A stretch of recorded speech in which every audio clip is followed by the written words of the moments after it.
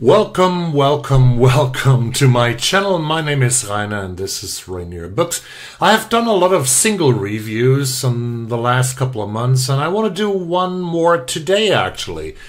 As if you have followed the channel, if you subscribe to the channel, which if you don't, please do so to help it grow a little bit at least, then you know that I have read two English translations of the works of the young Swiss French author, Elisa Shua Dusapin, who has also roots in Korea.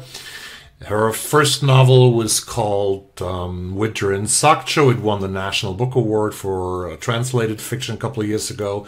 Then I also read The Pachinko Parlor, which was the second one, and the third one I got this year. It was also published by Daunt Books, a little bookshop in London, England, on Marylebone High Street. You gotta visit that one if you ever go to London. And this third novel is called Vladivostok Circus. Vladivostok Circus, look at the cover, it's beautiful.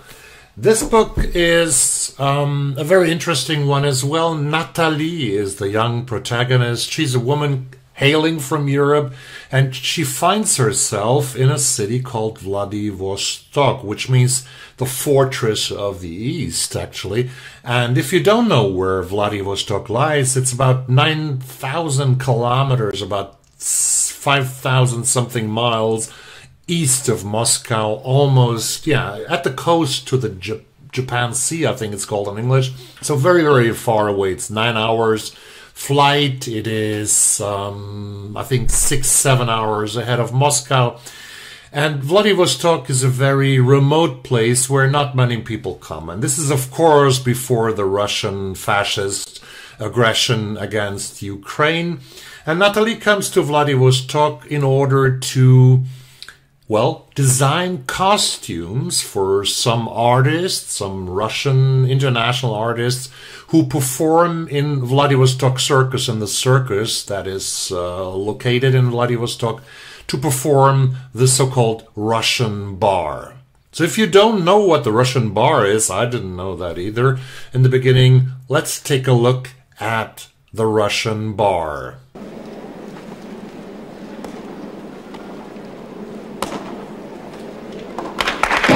Well, amazing artistry, and looks very dangerous actually when that person is sort of lifted up, well, 7-8 meters above this bar, above these two guys holding it into the air without any security net and everything else. So what we find in the book is a Ukrainian woman. Her name is Anna. She is the one jumping on that Russian bar, and we have two guys holding this. And they need new costumes for Vladivostok Circus. So that's what the book is basically about Natalie coming to the Far East in Russia, where she has been before, but now staying there to design costumes. She's a young designer, and she also is on the run from a failed relationship with a guy called Thomas in France or in Switzerland. She's also discussing the relationship to her father from time to time. And what we learn in the book is also the relationships that are growing, the description of bodies and how people look at each other's bodies, the cooperation between people in that circus. There's a guy, Leon, who's some sort of a manager who has a very interesting cat who also plays a role in that novel. It's a small novel as we are used to by Elisa Shua Dusapin. Let me read a couple of lines from that book. And this is right at the beginning. They don't seem to be expecting me. The man in the ticket booth checks the list of names for the 100th time. He's just ushered out a group of women, all with the same muscular build, their hair scraped back. I can see the glass dome of the building on the other side of the barrier, the marble stone of the walls beneath this season's posters. I'm here for the costumes, I tell him again. In the end, he turns away, stares at a television screen. He probably doesn't understand English, I think to myself. I sit down on my suitcase, try calling Leon, the director, the one I've been corresponding with. My phone battery flashes low, only 3% left. I hear myself laugh nervously as I look around for somewhere to charge it. I'm about to walk away when I hear someone calling out to me from inside the circus building. A man comes running towards me, steadying his glasses on his nose. Tall and lanky, not at all like the girls I saw a moment ago. I'd say he was in his 30s, and that's Leon. Vladivostok Circus. Yeah, I would call that prose that Elisa Shua Dusapin is writing dreamy. It's dreamy, there's a certain scent, a certain sense of loneliness about this circus, about the main character, Natalie, who might seem to have lost her way in life and who tries to find something completely new in that circus. Then there is settled the artists who perform the Russian bar. They're set for Ulan-Ude, which is a Russian city at the Lake Baikal, more in the inland of Russia, like 2-3 hours away again with another flight.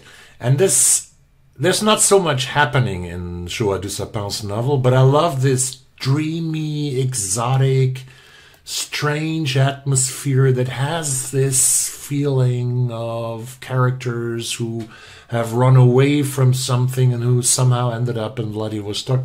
So if you read the first novel, The Pachinko Parlor, or the second one, The Pachinko Parlor, and the first one, Winter in Sochi, you will definitely also like Vladivostok Circus. And I hope it's not the last cooperation between the author, Shua Dusapin, and her English translator.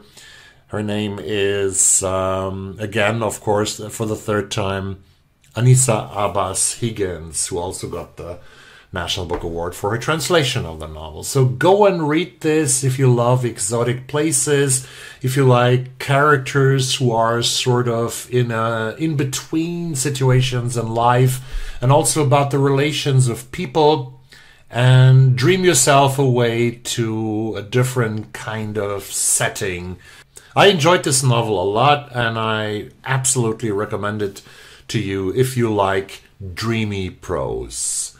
I hope to see you in another video on this channel, so I say thank you very much for watching, subscribing to the channel, and bye!